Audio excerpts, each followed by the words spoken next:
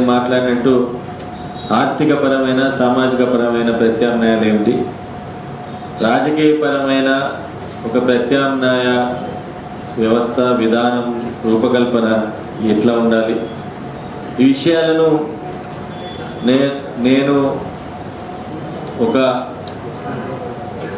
అనుభవంతో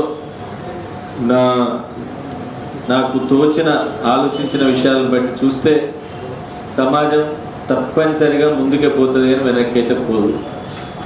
ముందుకు వెనక్కి పోతున్నప్పుడు జరిగే సంఘర్షణ ఏదైతే ఉంటుందో అది తప్పనిసరిగా ఒకసారి ఆశావాహంగా ఉండొచ్చు, ఒకసారి నిరాశాజనకంగా ఉండొచ్చు. కానీ అది ఆశావాహంగా ఉండటం అనేదే మానవుడిగా మనకు ఉండాల్సిన లక్షణము.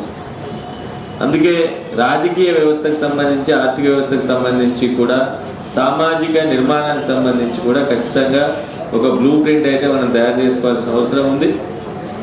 తప్పనిసరిగా ఒకటి గుర్తుపెట్టుకోవాలి, ఇప్పుడు వ్యవస్థకు ప్రత్యామ్నాయము, వ్యవస్థకు ఒక నమూనా అంటే ఒక అభ్యుదయ నమూనా ఉండాలి అంటే మనం చేయాలి, మనం మాత్రమే చేస్తామని కాదు, అది జరుగుతుంది, జరగాలి. అది జరగడానికి మా ప్రయత్నం ఇది అని మాత్రం మనం చెప్పగలగాలి. నేను పదే నా ఉద్దేశం ఏమిటి అంటే, మనం నిరాశజనకంగా ఉండటం లేదు, ఇంకొక వైపుగా వెళ్ళి మన స్వార్థం మాత్రమే చూసుకోవటం, ఇవి రెండూ కూడా సమాజానికి అవరోధాలు.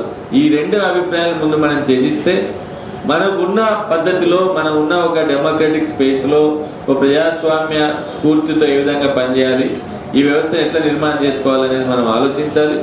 ఖచ్చితంగా మీ అందరి భాగస్వామ్యంతో తెలంగాణ విద్యావంతుల వేదిక పాత్రను పోషిస్తుందని భావిస్తూ ముఖ్య అతిథిగా విచ్చేసిన ప్రొఫెసర్ అరగోపాల్ గారిని